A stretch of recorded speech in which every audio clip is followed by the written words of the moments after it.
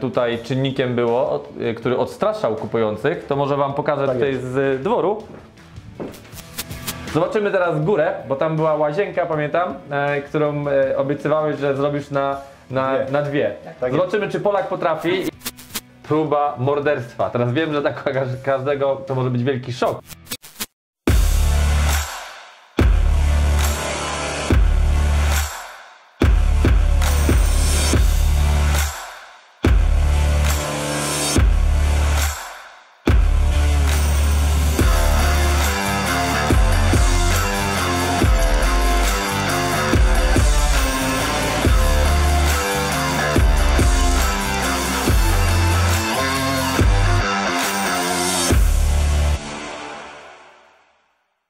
Witam Cię serdecznie na naszym kanale na YouTubie, gdzie dzielimy się z Tobą wiedzą oraz doświadczeniem tylko od praktyków. Dzisiaj znajdujemy się na jednej z nieruchomości naszego absolwenta i jakie poruszymy tematy? Poruszymy temat grzyba, negocjacji, lokalizacji, a na sam koniec przejdziemy do drugiej nieruchomości, którą mieliście okazję obejrzeć we wcześniejszym odcinku z Radkiem. Zobaczymy, jakie wyszły tam koszty remontów, o ile się pomyliliśmy, może na plus, może na minus i jaki jest efekt końcowy wyremontowanej nieruchomości. Obecnie zajmujemy się w Liverpool, a tuż za Wami znajduje się mój gość Radek. Witam Cię serdecznie, dziękuję za zaproszenie. Nie tak dawno byliśmy u Ciebie z nagrywaniem poprzedniej nieruchomości. Tak. Jesteśmy parę miesięcy później i jesteśmy już na nowym domku, tak? Są to okolice Liverpool, tak? Tak, tak. Radek, tak może tak na szybko tylko wspomnij, skąd przyleciałeś? Bo nie jesteś tutaj w Wielkiej Brytanii. Oryginalnie na początku przyjechałem z Australii, bo w Australii mieszkałem przez 27 lat. Do Polski, w Polsce byliśmy, znaczy ja byłem przez 7 lat około. I wraz z Magdą, moją partnerką, przyjechaliśmy tutaj dokładnie rok temu, w marcu. Okej, rok temu już macie dwie nieruchomości. Nieruchomości, które wiem, że kupujecie na razie za gotówkę. Teraz ktoś jak pyta, skąd gotówka, tak? No ja już tylko wyprzedzę fakt, Radek już mi opowiadał, flipowaliście w Polsce, mieliście nieruchomości, wynajmowaliście, sprzedaliście to wszystko i przyjechaliście z kapitałem tutaj do tego kraju, żeby tutaj już działać, tak? A dlaczego tutaj, a nie flipy w Polsce? Dlatego, że nie wiadomo jaka była przyszłość tych flipów w Polsce to raz, a drugie w Polsce nie ma remortgage. I nie ma kupowania nieruchomości bez limitu, tak? Też. W Wielkiej Brytanii możemy mieć portfolio, tak, nie ma limitu, bank rozumie, że to jest biznes, bank rozumie, kim jest landlord, że to jest osoba, która buduje portfolio nieruchomości, wynajmuje je z zyskiem. Prawo jest takie, że jeżeli ktoś nam na przykład nie płaci, niszczy nieruchomość, to możemy go wyprowadzić z tego domu. Jeżeli robimy to, jeżeli ta osoba nie chce sama po noticie się wyprowadzić, to wtedy robimy to drogą prawną. Może to trwać od 1 do 4 miesięcy, zależy czy będzie potrzebna do tego jeszcze policja.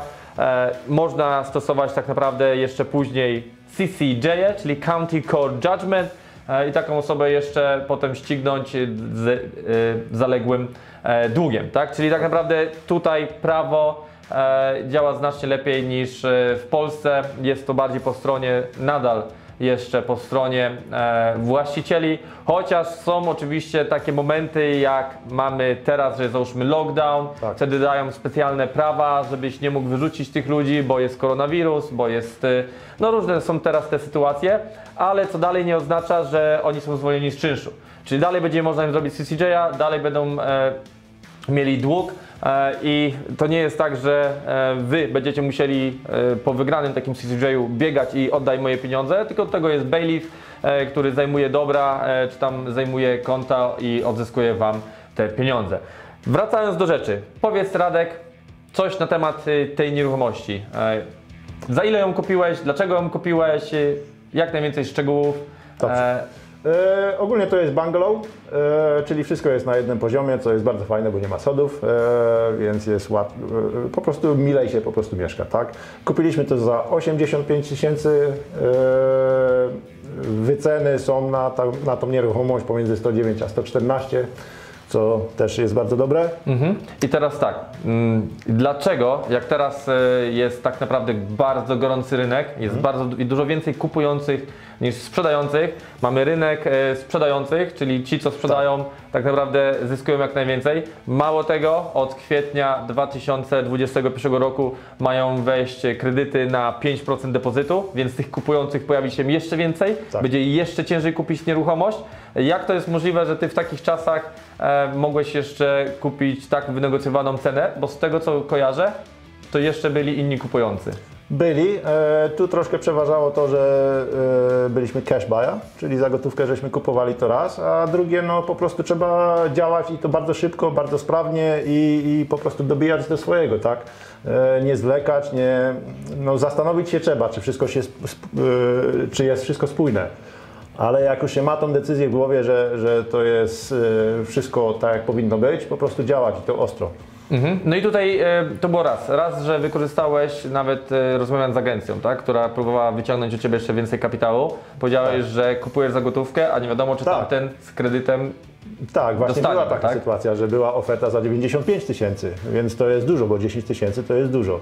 Ale powiedziałem po prostu, no dobrze, ale mogą to sprzedać tej osobie, ale mogą też nie sprzedać, bo albo dostaną ten kredyt, albo nie dostaną. A Ty masz cash. A ja mam cash, kupuję teraz i natychmiast, więc no. A za parę miesięcy może Ciebie już z tym cashem nie być. Właśnie o to chodzi. Więc to jest też ryzyko i ten presja. argument właśnie zastosowałem, tak? I to jest też ryzyko i presja dla osoby sprzedającej, tak? Tak jest. Drugim tutaj czynnikiem było, który odstraszał kupujących, to może Wam pokażę tutaj z dworu. Był, słuchajcie, grzyb.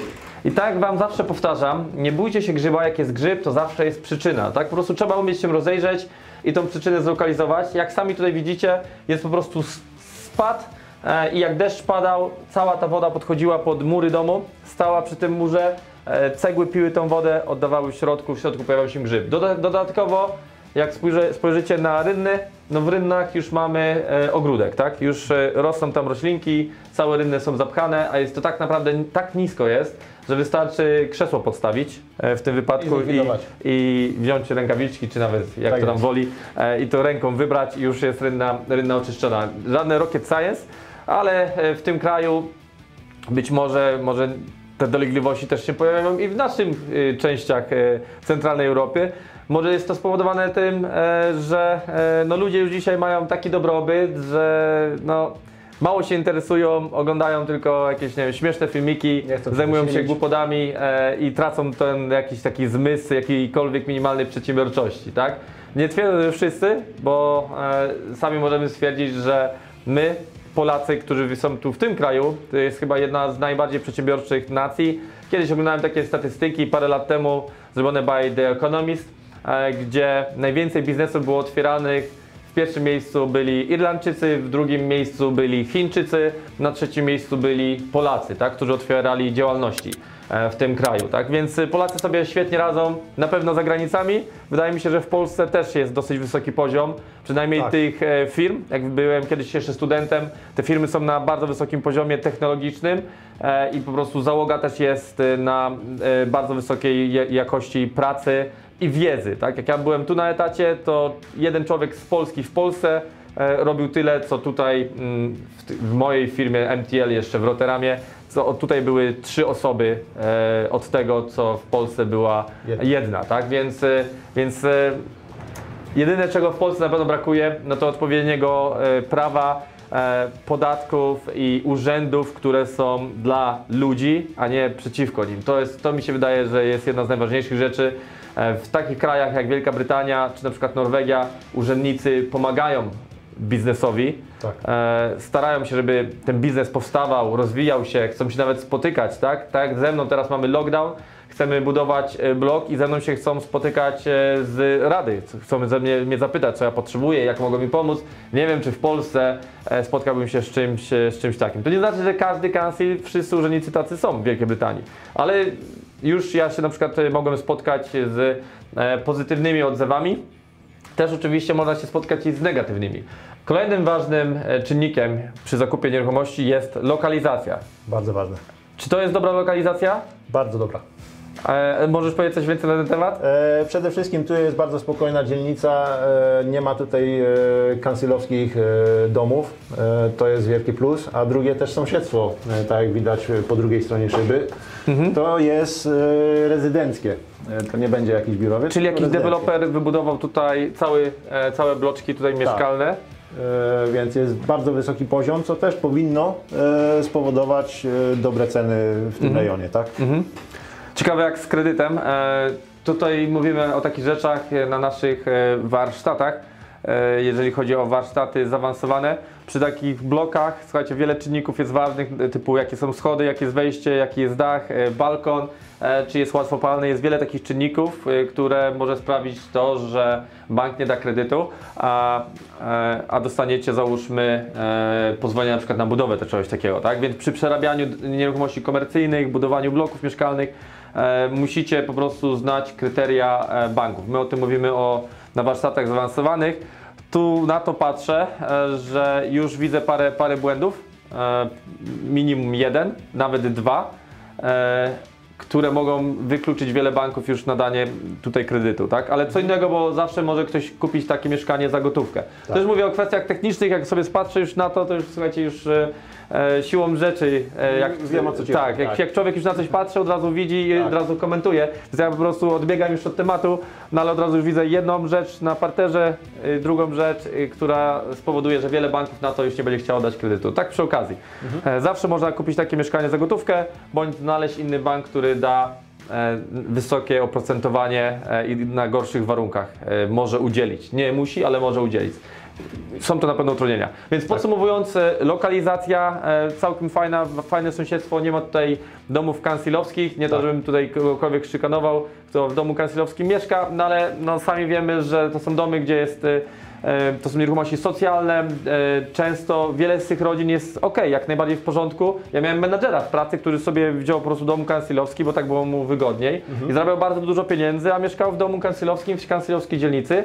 Ale co banki wiedzą, że potrafi się pojawić jedna, dwie, trzy rodziny, które po prostu psują całą dzielnicę. I wyobraźcie sobie, jak ja budowałem osiedle, to w moim wypadku nawet banki się pytały, czy którykolwiek ten dom z tego osiedla, którykolwiek z tych domów został oddany dla kansilu i czy tam będzie rodzina kansilowska, tak? Więc równouprawnienie w polityce mówią jedno, a banki zawsze mówią swoje i patrzą, czy jest kansil, a jeżeli robicie HMO, to też się pytają, czy są osoby, które są DSS, tak? Czyli osoby, które są na benefitach. I banki na przykład niektóre mają w umowie, że jeżeli wynajmujesz DSS-om, to nie dadzą ci kredytu. Więc jedne mają coś przeciwko, drugie nie mają. Więc jeżeli chodzi o finanse, mają swoje jakieś statystyki, to nie są moje tutaj wymysły. Tak działa po prostu rzeczywistość. Tak jest. Więc tak, kupiłeś to za 85 tysięcy. Tak. Ile przewidujesz na remont? Na remont przewidujemy tak maksymalnie 15. Maksymalnie, bo tutaj naprawdę dużo roboty nie jest. Nie, widać, że ściany są w dobrym stanie, wystarczy tylko troszkę tu na zewnątrz, poreperować. w środku po prostu wziąć to, odświeżyć, parę małych ścianek przesunąć troszeczkę, żeby sobie bardziej to skonfigurować pod siebie i tyle. Więc koszt całkowity wyniesie Was w tym wypadku 100 tysięcy funtów. Ty mówisz, że domy w okolicy, czy ten dom konkretny Ten dom konkretny był wyceniony pomiędzy 109 a 114. Aha, Więc ale jeszcze nie dużo. sprawdzałeś, ile domy wyremontowane się sprzedają w okolicy. Tutaj ostatnio się nie sprzedawały, więc ciężko mi było to określić. Więc wiesz co, no, dodając do tego jeszcze te 5%, te ceny będą na pewno rosły. Te 5% depozytu, gdzie zaraz będzie pełno kupców, te ceny będą rosły, więc przy remortgage'u tej nieruchomości może nawet osiągniesz znacznie więcej niż te 114, tak? Tego Ci życzę. Bo jeżeli będzie im więcej, tym więcej kapitału wyciągniecie, tak? A jeszcze macie kapitał do wyciągnięcia z pierwszej nieruchomości. Tak jest. Więc od razu hurtem będziesz w stanie kupić dwie kolejne. Tak. I bardzo ładnie, i o to właśnie chodzi. to zobaczymy samą nieruchomość, tak? Tutaj standardowo salon, tak. Kominka nie będzie, tak jak był poprzedni. Tutaj był z karton gipsu po prostu i z drewna. To na tyle łatwo, że sam mogłeś to usunąć. Że sam mogłem to usunąć bez żadnych tam pozwoleń i tak dalej, tak? Tak, nie ma tutaj, zobaczcie, nie było tutaj cegieł, zwykły karton gips. Tak. Jakby przyszedł fachowiec, niektórzy fachowcy, jak ja kiedyś jeszcze robiłem wyceny, Dzisiaj no, mamy ekipę od tego. Pozdrowienia tutaj dla czempionów z biura, co robią te kwoty na nasze projekty. No to czasem przyjdzie Ci taki as, że spojrzy na coś takiego i powie na przykład 3000, tak? No. A już Wam sprzedam tutaj tipa, że centrum i północna Anglia, w zależności od tego jaki to jest komin, usunięcie całego takiego kominu to jest najtaniej między 850 do 2000 funtów. Jak Wy liczycie swoje projekty, to od razu Wam powiem, nie liczcie wszystkiego, że wyjdzie Wam najtaniej, tak? Tak jest. Celujcie w środek, ale miejcie zapas na coś, że może wyjść niespodziewane, tak, że wyjdzie coś w trakcie niespodziewanego, co będzie trzeba na przykład zmienić, naprawić, wymienić, tak? Idziemy dalej. Kuchnia. Piękne płytki, rozumiem, że eleganckie. Eleganckie takie, ale wolimy jednak takie, jednak będziecie zmienić, tak? Jednak będziemy zmieniać, jednak. Okej, czy ta część zostaje? Tu jest jakiś... tą część też usuniemy, schowek.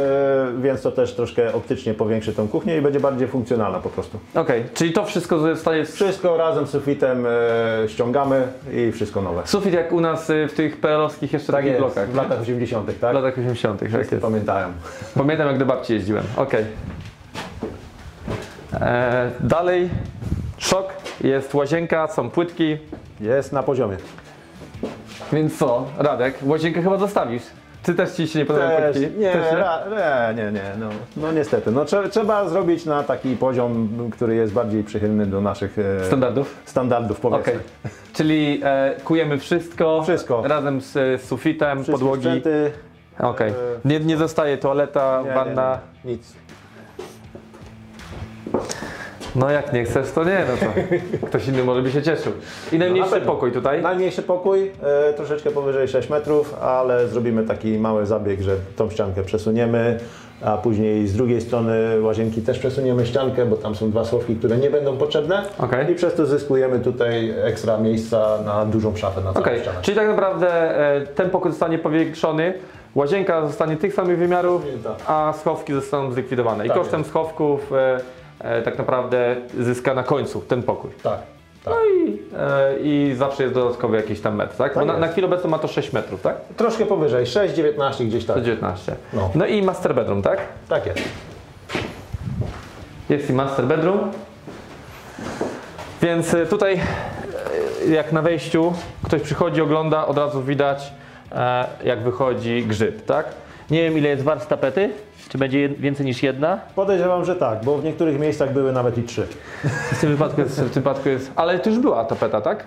Tak. Tutaj była zabudowana cała ściana. Aha, czyli grzybek sobie był ukryty. Tak. Czyli ty tego grzyba dopiero odkryłeś? Znaczy nie, od razu otwieraliśmy te drzwi od tej szafy, żeby zobaczyć co w środku jest. Aha, i było widać. To widziałem i wszyscy to co oglądali i spojrzeli oczy takie po prostu jak talerze, tak? Że widać jak ten grzyb wychodzi. A ja od razu poszedłem na dwór i zapchane rynny? Tak jest.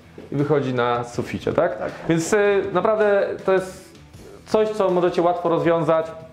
Może odstraszać kupujących, a Wam daje to siłę do negocjacji, kupienia w lepszej cenie. A jaki będzie koszt tego, że weźmiecie drabinę i sami wyczyścicie tą rynnę, to sobie możecie policzyć. Jeżeli liczycie sobie stawkę godzinową, zależy kto ile Was na godzinę zarabia, tak? Dobra, to więc tak. Celem jest tutaj, żebyście Wy się przeprowadzili. Tak, to będzie nasze po prostu rezydenckie, a te poprzednie będzie całe wynajmowane. I ten poprzedni, to opowiemy o poprzednim już na miejscu. To idziemy na miejsce. Tak jest.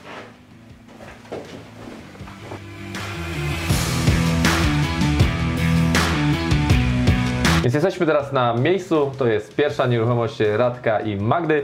Przypomnijcie sobie ze starego odcinka, to były drzwi, tutaj były takie wielkie blaszane drzwi, były wstawione dlatego, że była tutaj próba morderstwa. Teraz wiem, że dla każdego to może być wielki szok, że taka nieruchomość została zakupiona. Było tutaj dwóch mężczyzn, przypomnę Wam historię, razem wynajmowali ten dom, pokłócili się, jeden drugiego dźgnął nożem, nikt tutaj nie umarł, no ale sprawa się skończyła tak, że jedna osoba wylądowała w więzieniu i policja robiła tutaj całe dochodzenie. Więc jak już widać na samym wejściu wygląda to znacznie lepiej niż wyglądało wcześniej, a przejdźmy teraz do środka, tu już czeka na nas Radek i Magda.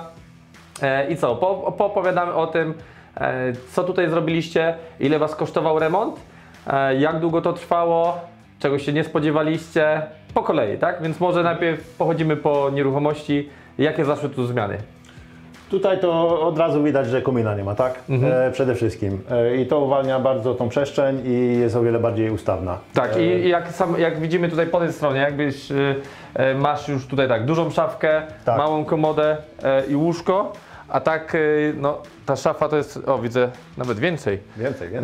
Nawet szersza jest jeszcze, tak. Tak.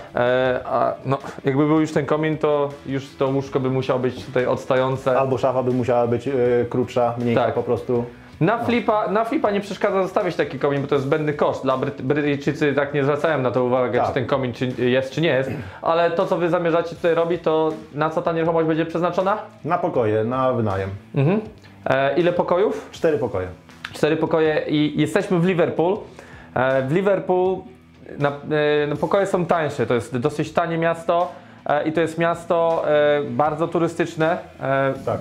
Tutaj jest dużo bardzo gastronomii, dużo hotelów, dużo restauracji i bardzo dużo studentów. I tak naprawdę, jeżeli chodzi o czasy COVID-a, to miasto, wydaje mi się, pod względem najmu oberwało. Tak? Oberwało tak samo jak centrum Londynu. Ale jeżeli chodzi o z kolei sprzedaż nieruchomości, to jednak te ceny dalej chyba szły tutaj też do góry, tak? Tak. W tej chwili takie nieruchomości, jaką tutaj mamy, to chodzą w granicach 85-90 tysięcy. Czyli już więcej niż wtedy, co zakładaliście? Już dużo więcej, tak. Okej, a wy zakładaliście, że wam to wycenią po remoncie na ile? Na 70? 75. Tak wam wycenią na 90, to wam jeszcze więcej, wyciągnięcie więcej kapitału niż w ogóle w to włożyliście, tak? Tak. Okej, to będzie piękna historia, będziemy czekać na to i sprawdzimy to, bo wy chcecie zrobić z tego, co wiem, od razu remortgage już na 2 nieruchomości. I na ten, co byliśmy na początku, tak? Tak. Okej, a w jakich cenach na taki Liverpool, w takim standardzie te pokoje byście wynajęli? No w tej chwili trochę spadły te ceny, w granicach 75 na tydzień pokoje. Okej, ale to mi się wydaje, że to jest tymczasowe. Ja wam powiem, Tak. dla porównania w tych miastach, gdzie ja jestem, to najtaniej wynajmujemy 85-90, a najdrożej wynajmujemy pokoje 115-130 w takich granicach, jak już są z łazienkami, tak? Więc te ceny są wyższe, ale tamte miasta z kolei tym się cechują, że tam jest dużo pracy, dużo przemysłu, więc one nie ucierpiały z powodu braku turystów czy braku studentów. To, co się stało przede wszystkim właśnie w Liverpool, tak? Jakby nie patrzeć, no tańsze też nieruchomości są, więc też są tańsze koszta, jeżeli chodzi o raty. Przejdziemy dalej, zobaczymy następne pomieszczenie, tak? Dobrze. Więc w tym tutaj miejscu to była otwarta przestrzeń i tak jak wspomniałeś, wstawiłeś ściankę, Tak jest. oddzieliłeś się, stworzyłeś korytarz do Korytarz kuchni osobny, tak. i wyszedł bardzo fajny, przestrzenny pokój, tak? No dla jednej osoby nawet masz podwójne łóżko, nawet można mieć gościa. Tak. Już wystarczająco. TV, Tak, Smart TV z Wi-Fi, że nie trzeba okablowania, po prostu podłączają, oglądają sobie czy YouTube'a, czy Netflix, czy cokolwiek im tam się podoba. przez To internet. jest bardzo ważne w dzisiejszych czasach. Dalej. Kuchnię zobaczymy. Mamy kuchnię. Wcześniej schowek.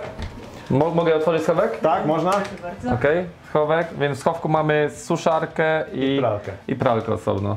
Dosyć przydatne, bo wtedy ludzie nie suszą, w większości nie suszą wtedy w pokojach i niekiedy trafiają się lokatorzy, którzy suszą w pokoju, nie otwierają okien, zbiera się potem wilgoć gdzieś tam w narożnikach i mamy grzybek. Przypomnijcie sobie tą kuchnię, jak to wyglądało wcześniej. Już poznaję nieco meble, soft close, więc meble, czyli zrobiliście tak, jak uczyliśmy na warsztatach, żeby porejestrować się do różnych organizacji, Tak jest. do których wskazaliśmy. Ile zapłaciliście za kuchnię? Mniej więcej 1000 plus sprzęty. Razem ze sprzętami 2000. Tak, 2000 z groszami. Ile dostałeś zniżki na meble kuchenne? 83%. 73. 73%, przepraszam. 73%. To jest zniżka Bardzo 73%. To nie jest, że zapłaciłeś 73%, bo zapłaciłeś 27% wartości tej kuchni. Tak. I różnica jest taka, że rzeczywiście możecie kupić tańszą jakąś kuchnię w Selco, jakąś tam sklejkę, jakąś najgorszą kuchnię, ale to nie ma wtedy tego efektu wow, bo to są kuchnie kuchnie z górnej półki, Tak jest.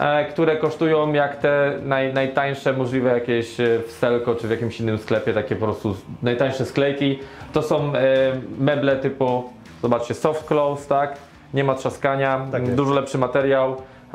I to jest tak naprawdę, robi efekt wow, tak? My tak zawsze mamy, że jak robimy nasze nieruchomości, jak przychodzą rzeczoznawcy, agenci, którzy chcą na przykład wycenić te nieruchomości, to zawsze wszyscy otwierają szeroko usta i są zszokowani, że takie coś jest na przykład na wynajem, tak? A kosztuje wcale nie dużo więcej. Fancy grzejnik, tak? To jest też zawsze wygodne. Często po prostu Brytyjczycy dają te zwykłe, najtańsze, białe, a zobaczcie, jest mała przestrzeń i można fajnie to wpasować. Zobaczymy teraz górę, bo tam była łazienka, pamiętam, którą obiecywałeś, że zrobisz na dwie. Tak. Zobaczymy, czy Polak potrafi. Ja sam się zastanawiałem, jak oni to zrobią, bo było tam dosyć mało tego miejsca. Zapraszam. W mojej wyobraźni przynajmniej, na dwie łazienki. Ale Radek może... Radek widać tak. Da się? Radek potrafi, zobaczcie. Wejdę do środka, zrobię tutaj za modela. Mamy dosyć miejsca, żeby sobie umyć zęby, ogolić się. Duża bardzo kabina. 1,8 m. Bardzo duża kabina, tak? Jak na prysznic. Toaleta, wystarczająco dużo miejsca. Słuchajcie, jest ciasno, ale ja się mieszczę bez problemu, tak? Korzystać z umywalki też mogę. Nie wiem, czy ta nie jest chyba szersza, co? Ta Delikatnie. wydaje się szersza przez to, że ten skos jest w tą stronę. Aha. Ale rozmiarowo są idealnie takie same, tylko że ten skos jest w tą stronę, to się wydaje. Takie złudzenie. Raz, a drugie, że tam też jest okno. No i tutaj mamy podobną sytuację. Wystarczająco dużo miejsca, kabina, toaleta. I to na pewno dodaje wartości, tak? Mamy dwie łazienki w domu i to jest bardzo, bardzo już dobry czynnik w przypadku 4 pokojów, dlatego że nie będzie na pewno kolejki, jak ludzie będą wstawać na tą samą godzinę do pracy, czy w jakimkolwiek innym przypadku. Zawsze będzie ta druga wolna łazienka, tak? A rzadko kiedy się zdarza, że trzy osoby na 4, czy 4 osoby na 4 będą potrzebowały w tym samym czasie skorzystać z łazienki. Master bedroom, tak? Tak. Czy ten jest największy, czy ten na parterze? Na parterze jest ciut większy. Okej. No ale też efekt usunięcia tego komina, tak? Ten komin był dosyć duży, Bardzo duży. więc on zabierałby tutaj sporo miejsca z tego I to była prawidłowa decyzja, żeby te kominy jednak usunąć. Zobaczymy jeszcze ostatni pokój. I ogólnie to było przecież jako 2 bed, tak? Tak. Czyli dom 2 bed, zrobiliście z niego 4 sypialnie, trochę tylko kreatywności tej naszych rodaków i już można to wszystko wpasować. Ten jest dosyć duży. Czy ten jest jest największy z całego domu. Okej, ten jest największy z całego domu. Tak. Okej. I tutaj sobie zrobiliście taki dla Was living, tak? Jest sofa bed? Tak. Mamy sofa bed, mamy stół, żeby posiłki spożywać, mamy takie a la biuro. Tak. No i też ten komin zniknął. Komin zniknął i tutaj jak coś chcemy sobie obejrzeć, jakieś live'y na przykład, to na telewizorze możemy sobie puścić, a nie na komputerze. Koszty usunięcia kominu, ile Was wyniosło? Same kominy kosztowały niecałe 2000, 1800 mniej więcej. No to jest bardzo dobra cena. Tak. To jest to, co bo to zawsze były 4 bardzo duże kominy, tak? Czyli akurat zmieściłeś się w tych dolnych widełkach, tak? Bo ja zawsze mówię, że między 850 a 2000 funtów za sztukę. Za sztukę. Więc Wy się zmieściliście w tych I zrobione prawidłowo, z szynami, nie jakieś tam podpórki, tylko prawidłowe szyny, więc... Teraz porozmawiajmy o kosztach. Czy się mocno przejechaliście? Dużo się zmieniło? Jeżeli tak, to dlaczego? Troszkę się zmieniło, bo żeśmy nie wzięli pod uwagę wszystkie takie małe, drobne rzeczy, które dochodzą do końcowego rachunku. Tak. To raz, a drugie też musieliśmy niektóre produkty kupić droższe przez to, że były braki niektórych rzeczy. Niestety tak było, tak? Niestety tak było, tego to nikt nie mógł przewidzieć, więc troszeczkę więcej nam to wyszło mniej więcej 23 000. To i tak jest bardzo dobre. Na efekt, który Wy tutaj macie, to uważam, że to jest bardzo dobra cena. Szczególnie zważając na to, że jeszcze były do tego kominy, tak? Wliczone. Tak, to jest, ja uważam, to jest świetna nawet cena. Gdzie indziej taki remont by kosztował przynajmniej 30 000 z tym wszystkim, co tutaj macie z wyposażenia, bo widzę, że tak, że zrobiliście podłogi, ściany, ogrzewanie. Wszystko. To jest moim zdaniem, to jest boiler wymieniony. Boiler wymieniony, to jest bardzo dobra cena. Nie wiem, jak koszty usług w Liverpoolu, czy się bardzo różnią od kosztów usługodawców w innych częściach. Na pewno są tańsze niż na przykładowo Londyn, Bristol, bo tam są dużo drożej, ale porównuję to do centralnej i północnej Anglii. Jest to moim zdaniem bardzo, bardzo dobra cena za efekt, który tutaj osiągnęliście, tak? Więc zakładaliście ile remont? 15, 23, czyli 8 tysięcy. Znaczy 18 chyba, o ile 18, tak? 18, ja już z pamięci tego mówię. Tak. Więc no aż tak duża pomyłka nie była, 5 tysięcy dodatkowo. Ale jednak to jest dla Was też uwaga, pamiętajcie, żeby zakładać zawsze ten budżet nieco większy, żeby mieć jakby co pieniądze w zapasie. Zapas zawsze musi być. Tak, żeby w razie czego móc ten remont dokończyć. Więc Radek, podsumowując już na sam koniec, plany na przyszłość? Plany na przyszłość, z tej nieruchomości kapitał wyciągnąć, tak samo jak z tej drugiej nieruchomości, wziąć to wszystko razem, zebrać i lecimy z następnymi tematami. Czyli co? Czyli tak naprawdę macie tutaj dwie pensje, zaraz ten dom będzie wynajęty, czyli będzie tak naprawdę kolejny tutaj do skarbonki, pieniądze, które będą spływać. Tak jest. Czyli będą 3 źródła dochodu, plus odzyskacie kapitał i jesteście w stanie kupić od razu dwie kolejne nieruchomości, tak? Tak. Więc w następnym roku prawdopodobnie już się spotkamy, to będziecie już mieć 4 nieruchomości, a później to już się robi kula śnieżna, bo ten dochód pasywny jest coraz większy i jesteście w stanie kupować coraz więcej nieruchomości. Tak to, słuchajcie, działa. Takich inwestycji ja Wam życzę, żebyście Wy mieli jak najwięcej. A dla osób zainteresowanych tym, co robimy, zapraszamy Was na stronę www.dowbushproperty.com. Radek jest jednym z naszych absolwentów. Dziękuję jeszcze raz za zaproszenie. Jest świetnym tego przykładem, że można w krótkim czasie, mając odpowiednie narzędzia, mając odpowiednią wiedzę, budować szybko to portfolio nieruchomości. My mamy już absolwentów, którzy mają już nawet portfolia po kilkanaście nieruchomości. Mamy też takich, którzy budują portfolia do 6 do 7 nieruchomości i stwierdzają, że im starczy. To, słuchajcie, nie są wyścigi, każdy robi tyle, ile potrzebuje. Co jest ważne, jest to świetne zabezpieczenie na przyszłość, czyli nie liczenie na to, by dostać w przyszłości jakąś tam emeryturę, bo nigdy nie wiadomo, co z tymi rządami będzie, tylko mieć po prostu swój własny majątek, zabezpieczenie, bezpieczeństwo, które budujemy w ten sposób, na które możemy liczyć my, nasze dzieci i być może kolejne pokolenia, jeżeli będą się tym dobrze zajmowały. Ja mało tego jeszcze na sam koniec powiem, że inwestuję również z inwestorami. Mamy duże projekty, gdzie korzystamy z kapitału od inwestorów. Jednym z tego przykładów jest tak naprawdę Radek.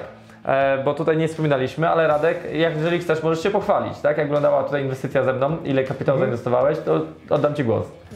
Po prostu zainwestowaliśmy 50 000 funtów z Dawidem i no, w skali roku 10% było zwrotu. Oprócz tego były jeszcze szkolenia darmowe plus inne benefity, które no, były ekstra. Bo byłeś i też na wycieczkach z absolwentami, tak. Chyba dobrze wspominacie. Tak. Według mnie to są jedne z najlepszych rzeczy, tak naprawdę. To są właśnie najlepsze rzeczy, bo jest mało grono ludzi, można sobie bardzo fajnie... 40 osób, ale jest mało grono. Ale stosunkowo do powiedzmy takich dużych szkoleń. Tak. To plus odzyskaliście kapitał, zarobiliście na odsetkach, zabezpieczenie było na majątku. Dzięki temu, że zainwestowali 50 000, to mieliście darmowe warsztaty, tak? Więc ja dzięki takim osobom, tak naprawdę jak Radek, też mogę szybciej się rozwijać. Czyli mamy na przykład duże projekty, które kupuję często za gotówkę, jest to zabezpieczenie. Zabezpieczeniem najczęściej jest majątek spółek, danej spółki, która prowadzi projekt, plus mój majątek prywatny i gwarancje personalne. Więc ma to tak działać, że w razie wypadku, gdybym coś się złego mi stało, zginąłbym w samolocie, ludzie nie tracą tego majątku, mają dokumenty sporządzone przez prawników i zawsze ten kapitał swój mogą odzyskać. Tak więc my idziemy, słuchajcie, być może komuś się wydaje, że naprawdę dynamicznie się rozwijamy, że dużo tych nieruchomości kupuję, ale naprawdę w miarę możliwości robimy to bardzo powoli, bo zawsze ja się staram robić tak, żeby inwestycje były kupione za gotówkę. Jeżeli inwestorzy nas wspierają, jeżeli chodzi o remont, jest zawsze zabezpieczenie na tym majątku, żeby to było bezpieczne przede wszystkim, tak? I w ten sposób budujemy sobie własne portfolio, robimy większe projekty.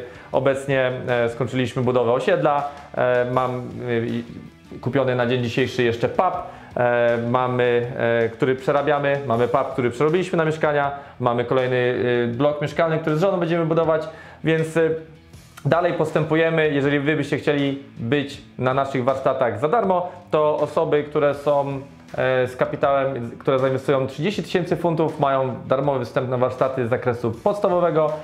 Powyżej 50 000 funtów mamy wstęp na warsztaty z zakresu podstawowego i zaawansowanego, tak? Więcej dowiecie się na stronie www.dowbusproperty.com.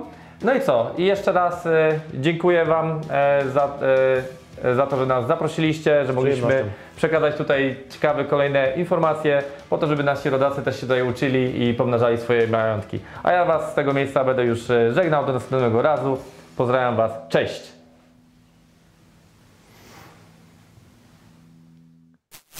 A na sam koniec jeszcze nigdy nie zapominajmy o naszych korzeniach, naszych tradycjach. My uwielbiamy zawsze, jak nas ktoś zaprasza, to jest ta nasza słynna polska gościnność, ale żeby nie było, w drugą stronę, jak kogoś zapraszam, to moja żona też potrafi przygotować wszystko tak pięknie, tak jak my dzisiaj mamy. Dopiero podają do stołu i mamy, słuchajcie, prosto z Australii, australijskiego burgera. Wygląda soczyście, wygląda pysznie. Ja z Wami się jeszcze raz pożegnam. Dziękuję za dzisiejszą Waszą uwagę. Dziękuję jeszcze raz sobie za zaproszenie i dziękuję za piękne tutaj zakończenie. Pozdrawiam Was. Cześć!